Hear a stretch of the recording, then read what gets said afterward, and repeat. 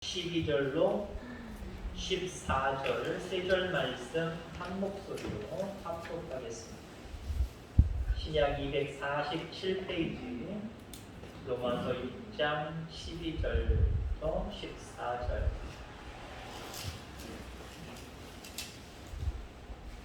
찾으셨으면 아멘. 아멘. 합독하겠습니다. 천천히 시작. 그러므로 너희는 죄가 너희 죽을 몸을 지배하지 못하게 하여 몸의 사욕에 순종하지 말고, 또한 너희 지체를 우리의 무기로 죄에게 내주지 말고, 오직 너희 자신을 죽은 자 가운데서 다시 살아난 자 같이 하나님께 드리며 너희 지체를 의의 무기로 하나님께 드리라. 죄가 너희를 지장하지 못하리니 이는 너희가 법 아래에 있지 아니하고 은혜 아래에 있으리라. 아멘. 아멘. 오늘도 사모하는 여러분들 심령 가운데 귀한 담배와 같은 은혜의 말씀들이 새겨지게 되기를 주의 이름으로 소망합니다. 옛날에는 우리나라 세계적으로 마찬가지고 신분이 있었죠. 양반이 있었고 평민이 있었고 하인 종이 있었고, 이렇게 크게 나누면 세 종류, 더 나눌 수도 물론 있겠습니다만은 이렇게 상류, 중류, 하류 이런 모습으로 나누어졌습니다. 우리가 양반이냐 아니냐라고 하는 문제는 피와 연결이 되어 있죠. 어느 집안에서 태어났느냐, 양반 집안에서 태어나면 계속 양반인 거고, 종의 집안에서 태어나면 거의 계속해서 종인 거고. 근데 우리나라의 한때에 이 평민이나 아니면 이런 사람들이 돈이 많은 그런 물질을 이용해서 양반도 돈으로 샀던 시대가 있었습니다. 이런 사람들은 각별히 노력을 하지요. 어떤 노력? 양반처럼 행세하려고 하는 노력들을 기울여요. 자기가 일반 평민이었을 때의 그 모습, 아니면 종이었을 때의 그 모습 그대로 유지하지 않아요. 의도적으로도 자기가 양반처럼, 양반을 봐왔던 그 어떤 생각들, 그 경험들을 이렇게 짜내서 양반처럼 하나둘씩 행동하게 되죠. 괜히 헛기침도 하고 해보고요. 목소리가 가늘었는데 목소리를 굵직하게 내보기도 하고. 자, 우리는 예수를 믿어서 돈 한 푼 들어가지 않고 신분이 바뀐 사람들입니다. 아멘. 죄인에서 하나님의 자녀로, 하급 인생에서 완전히 상급 인생으로 신분이 바뀌어버렸단 말이에요. 그럼 우리는 어떻게 행동해야 됩니까? 양반처럼 행세하는 것처럼 우리는 하나님의 자녀답게 하나님 자녀처럼 행동해야 돼요. 오늘 말씀에도 그것을 연상시키는 말씀들이 본문에 있습니다만은 12절 말씀, 13절 말씀에 보면은 오직 너희 자신을 죽은 자 가운데서 다시 살아난 자 같이, 죄 안에서 영원히 죽을 수밖에 없는 죄의 노예로 살아가는 자처럼 살아가지 말고 이제 거기서 구원받은 자로서 구원받은 자 같이 살려는 거예요. 예수 그리스도로 말미암아 신분이 바뀌었으면 신분이 바뀐 자 같이 살아야죠. 옛날 신분을 가지고 살아갈 거예요? 죄에게 종노릇하면서 살아갔던 그 시대처럼, 그 시절처럼 우리가 그렇게 살아가야 돼요? 그거 싹 잊어버리고요. 이제 완전히 내가 양반된 것처럼, 양반 행세하는 것처럼 우리도요, 하나님의 자녀다운 행세를 행해야 돼요. 흉내를 내야 됩니다. 그리고 그 흉내가 나중에는 내 몸에 저절로 나오는 습관이 되고요. 그렇습니다. 신앙은 어쩌면 흉내인 것 같아요. 그러니까 나를 전도한 사람이 누구고 나와 함께 신앙생활하는 신앙의 이웃들이 누군가 참 중요해요. 어떤 사람들은 나를 전도한 사람이 신앙이 좋아서, 그리고 그 교회의 모든 성도들이 함께 신앙생활하는 신앙들이 너무 좋아서 정말 짧은 시간 안에 정말 하나님의 자답게 반열에 올라가는 성도들이 있고요. 어떤 사람들은 전도는 해왔지만 전도한 그 사람이 죄송한 표현이지만 신앙이 별로 안 좋아요. 그 알게 모르게 배운다니까요. 아 저렇게 하나보다 하고 배운다니까요.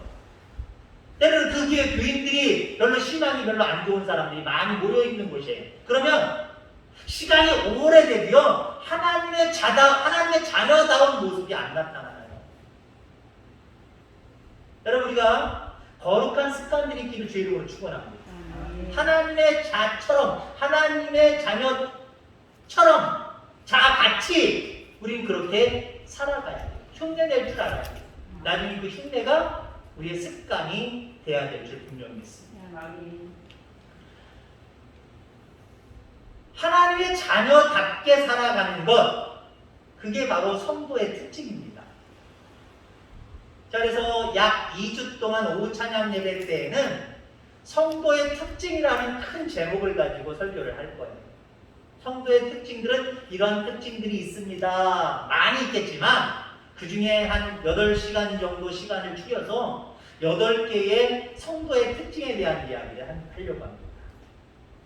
우리 성도는 영적인 전쟁터에 살아가고 있는 군인다워야 돼요.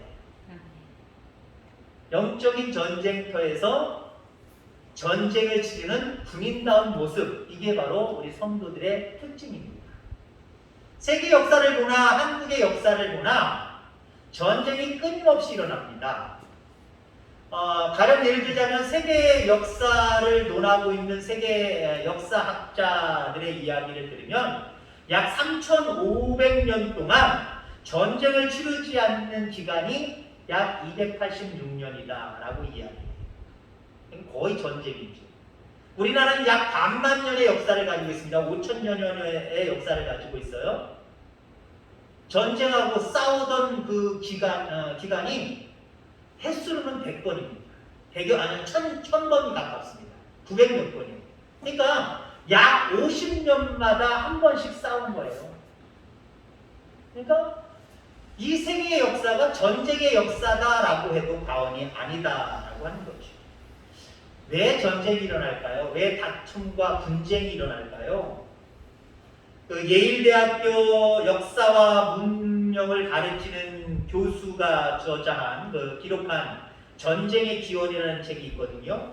여기에 전쟁이 일어날 수밖에 없는 3가지 조건을 얘기하고 있어요. 경쟁자에 대한 두려움, 경제적 이익 추구, 명예 추구. 여러분 우리가 그리스도인으로서 이 3가지는 정반대되는 개념입니다. 왜 그러냐면 경쟁자에 대한 두려움. 우리 경쟁자 없잖아요. 그리스도인들은 경쟁자가 없어야 됩니다. 다 합력하여 선을 이룰 합력할 사람들이에요. 경쟁자로 보면 안 돼요. 경쟁자에 대한 두려움, 그것 때문에 전쟁이 일어나면 되는 거예요. 다툼이 일어나면 되는 거예요. 그다음에 경제적 이익 추구.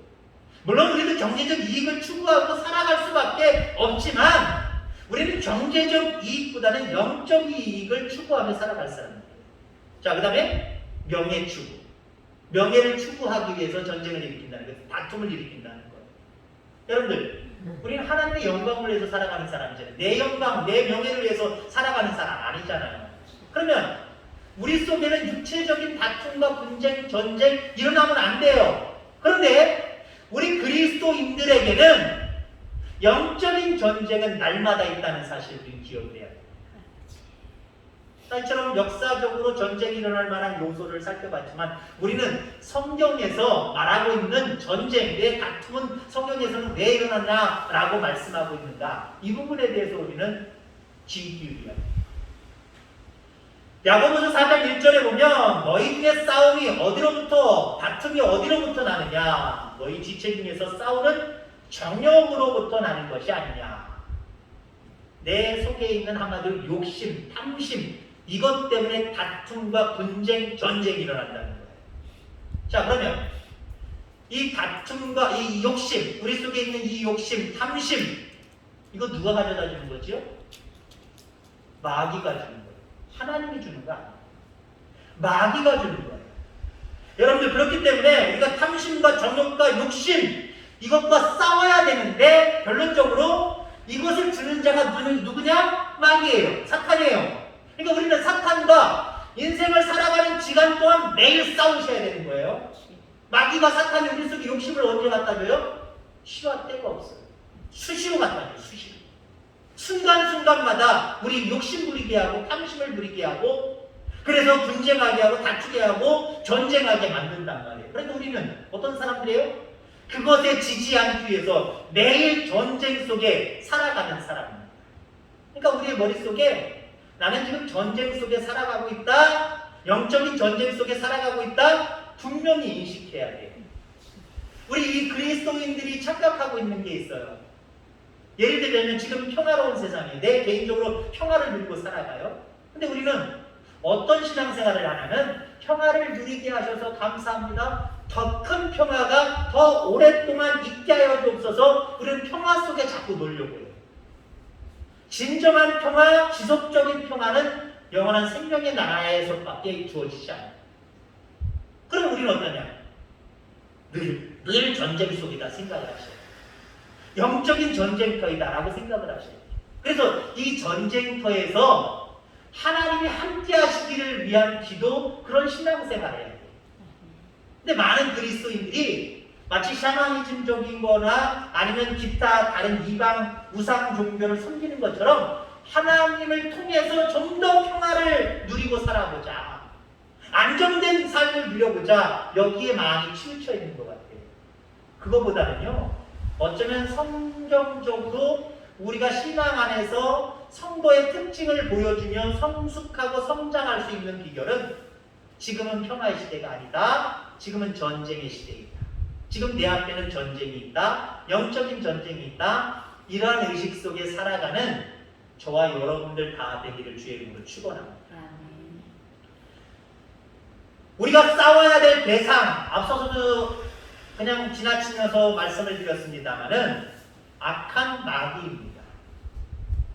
12절로 14절 오늘 본문의 내용을 한마디로 얘기하면 죽을 몸을 죄가 지배하게 하고 사욕에 순종하지 못하게 하고 죄가 지체를 불의의 무기로 드리게 하고 그 다음에 내 죄로 인하여서 죄가 나를 주장하게 하고, 이게 마귀가 하는 일들이에요.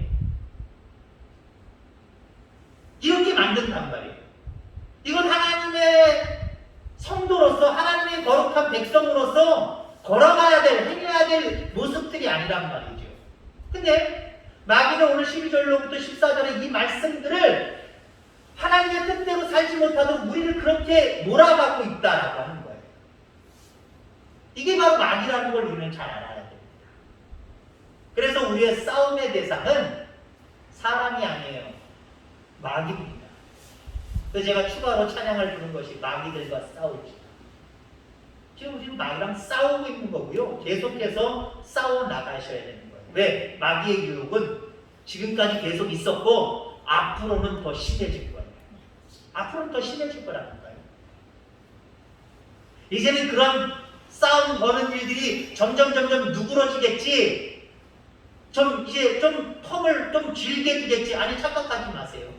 말세가 되어질수록, 하나님의 때가 가까울수록 사탄의 이러한 시험과 우리를 향한 도전과 우리에게 이렇게 싸움을 거는 일들은 더 비일비재하게 짧은 시간 안에 계속해서 일어난다라고 하는 거죠.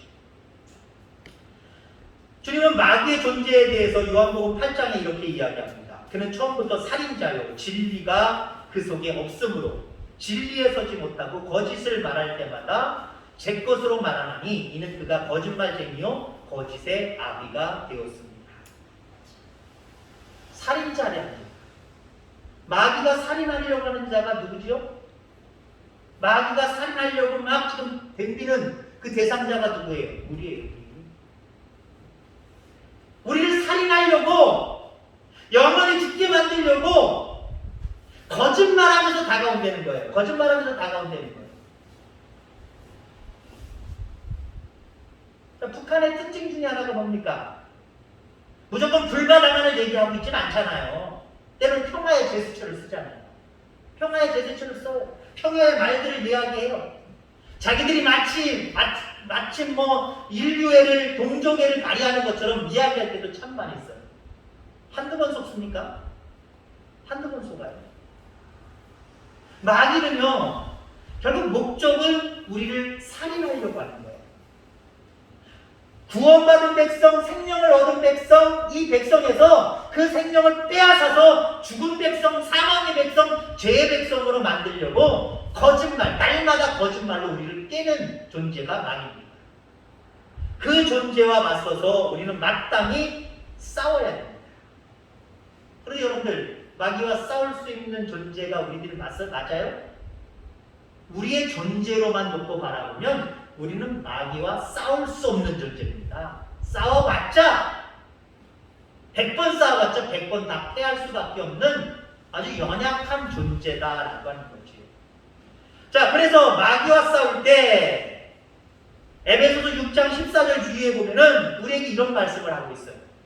진리로 너희 허리띠를 띠고 의의 호심정을 붙이고 평안의 복음이 준비한 것으로 신을 신고 모든 것 위에 믿음의 방패를 가지고 이로써 능히 악한 자의 모든 불화살을 소멸하고 구원의 투구와 성령의 검 곧 하나님의 말씀을 가지라라고 말씀을 하고 있습니다. 믿음의 전신갑주를 입으라는 거예요. 다른 말로 얘기하면 말씀의 전신갑주를 입으라는 거예요. 우리를 살인하려고 거짓말쟁이로서 우리에게 다가오는 마귀를 대적을 해야 되는데, 마귀와 영적인 전쟁을 치러야 되는데 우리의 힘으로서는 이겨낼 수 없어요.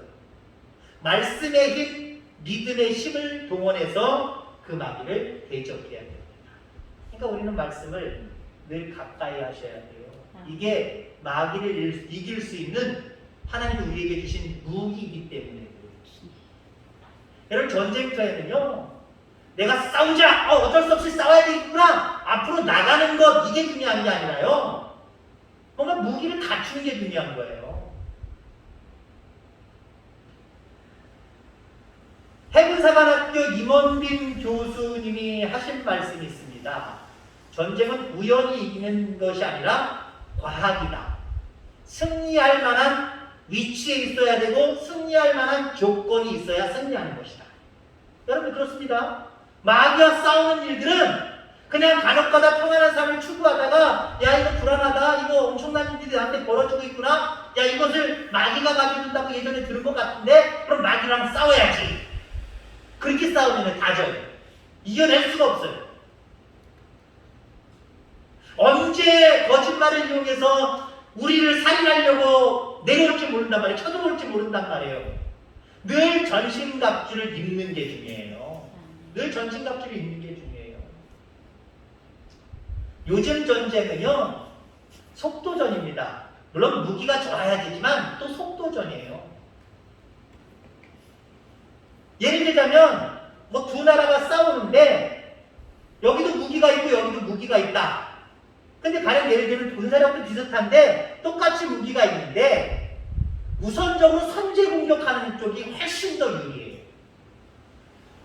짧은 시간 안에 수십 발, 수백 발을 이용해서 이쪽 지역을 초토화시키면요, 처음에는 군사력이 비슷했다고 할지라도 여기는 순간적으로 기습적으로 공격을 받았기 때문에 맞대응한다는 게 늦어질 수밖에 없어요.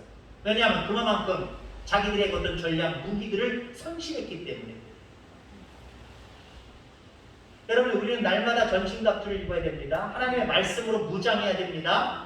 그래야 영적인 전쟁에서 승리하는 성도의 특징을 우리가 가질 수 있게 되는 거예요. 날마다 하나님의 말씀을 가까이 함으로 늘 마귀와 대적하여 싸워서 승리하게 되기를 주의 이름으로 축원합니다. 자, 그 다음에 우리가 싸워야 될 대상은 마귀고요. 또 한 가지가 있다면 죄입니다. 죄.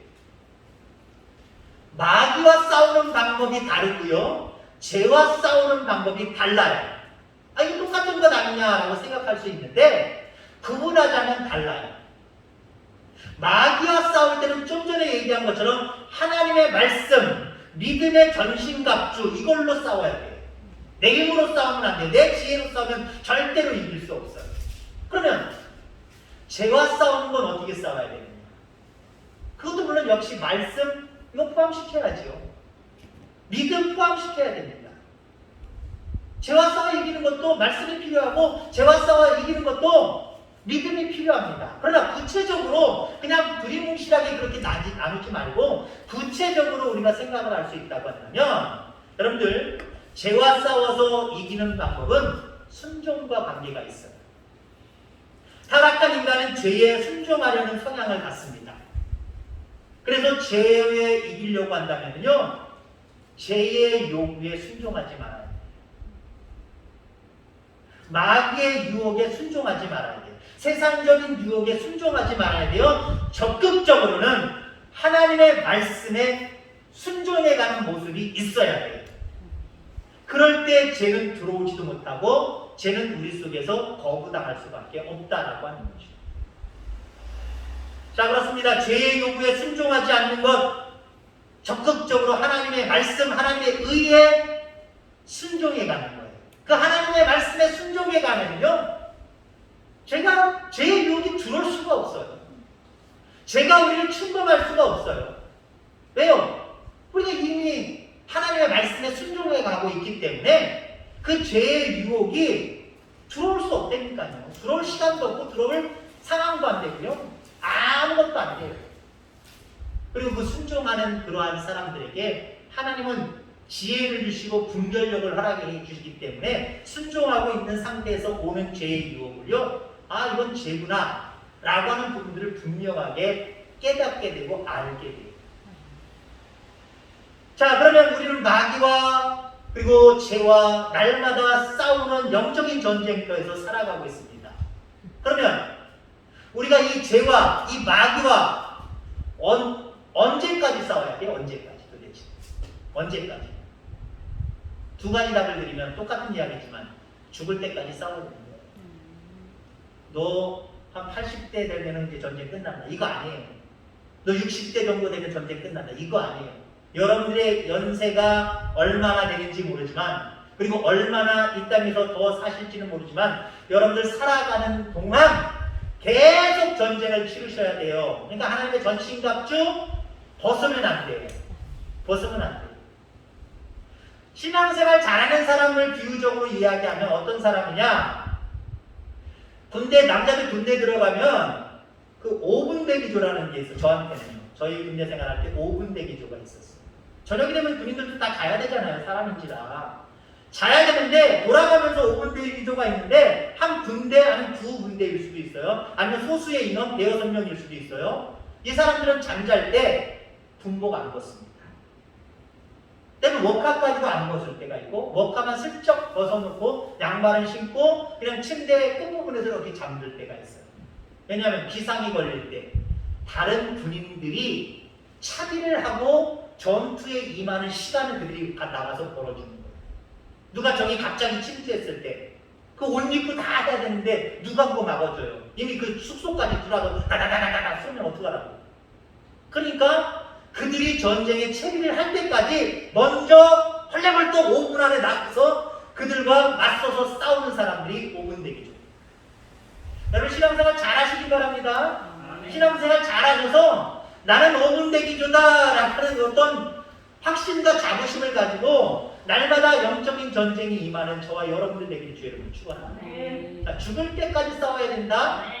또 다른 말로 우리가 언제까지 싸워야 되느냐? 여러분 그렇습니다. 피 흘리기까지 싸우셔야 돼요. 아멘. 피 흘리기까지 싸워요. 마귀랑 싸우려고 우리에게 밀려오는 그 죄의 유혹과 싸우려고 얼마나 여러분들 싸우십니까? 피 흘리기까지 싸우십니까? 피 흘리기까지 싸우는 거예요. 어떤 해외 토픽 보니까 완전히 큰 호랑이는 아닌데 중치 호랑이인 것 같아요. 그게 갑자기 사람 있는 곳에, 우리나라 아니죠. 사람 있는 곳에 침입을 해서 자기 자녀들을 물으려고 하고 죽이려고 하니까 아마 중년의 남자가 맨손으로 맞서서 싸운 거예요. 결국 죽였어요. 사장이 호랑이를 죽였어요. 그럼 그 사람이 뭐 동영상으로는 안 나오고 사진으로 나왔는데 그냥 하얀 와이셔츠 같은 곳을 보는데 갈기갈기 다 찢겼고요. 머리부터 여기까지 피 범벅이 돼요. 자기 목숨 지키려고, 내 자식들 그 위협으로부터 지키려고 죽기까지 싸운 거예요. 죽기까지 싸운 거 아닙니까? 그냥 허탈해가지고 그냥 긴장 풀리고 힘 쫙 빠져가지고 이런 모습으로 사진이 찍혀있더라고요. 정말 자기 목숨과 자녀의 목숨을 위해서 죽기까지 싸웠잖아요. 여러분, 우리 주님은 여러분들 구원하시기 위해서 마귀로부터 살리시려고, 이미 우리는 죽었던 자들인데, 그 마귀로부터 죽었던 자들인데 살리시려고 정말 피 흘리기까지 싸워주셨잖아요. 그래서 우리가 하나님의 자녀된 거 아닙니까? 성도가 된 거 아닙니까? 우리는 죄와 싸우고 마귀와 싸울 때 피 흘리기까지 싸워야 됩니다. 오후 예배를 제가 준비하면서 오전에 이런 얘기를 할까? 오후에 이런 얘기를 할까? 될 수 있으면 부정적이고 나쁜 예화를 들어가면서 이야기하는 건 오전 예배 때는 제가 조금 멀리 해야 되겠다. 그러나 오후에는 말씀을 사모하고, 그래도 우리 많은 모든 성도들 중에도 그래도 믿음이 들어가고 믿음을 사모하는 성도님들이 모인 자리가 수요 예배거나 아니면 주일 찬양 예배잖아요.